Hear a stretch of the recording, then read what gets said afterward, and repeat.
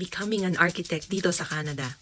Hello sa'yo. Yung visa daw ba ang dapat kunin para sa internship dito? Nabasa daw niya sa previous comments na it's safer to apply for PR before entering the internship program.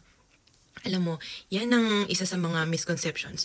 Ang internship program ng architecture dito sa Canada is for people na nandito na sa Canada.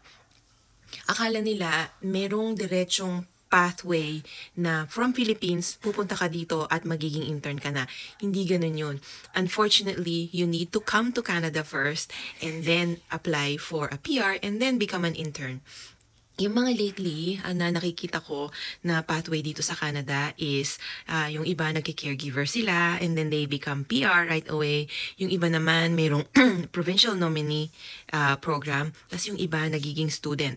And then I think mas sigurado na magpi-PR ka kung yung caregiver program ang kukunin mo. I think it's called Child Care Pilot Program. Tingnan mo na lang sa website nila and I think I have a video about that kung paano hanapin yun.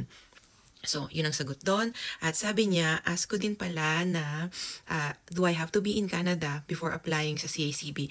CACB, yun yung titignan nila kung enough ba yung hours mo to become an intern. Like parang assessment siya ng mga pinag-aralan mo.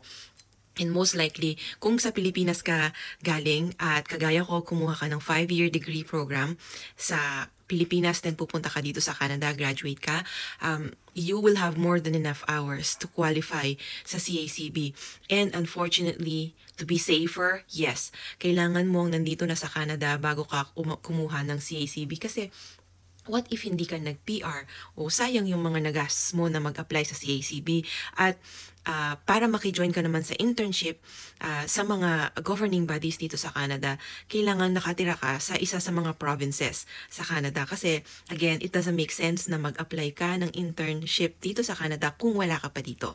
I hope that helps. I know it's not the answer that you are hoping for. I'm sure you will find a way on how to get here. In the meantime, wish you all the best na one day magkita tayo dito sa Canada and I hope that you have a beautiful day.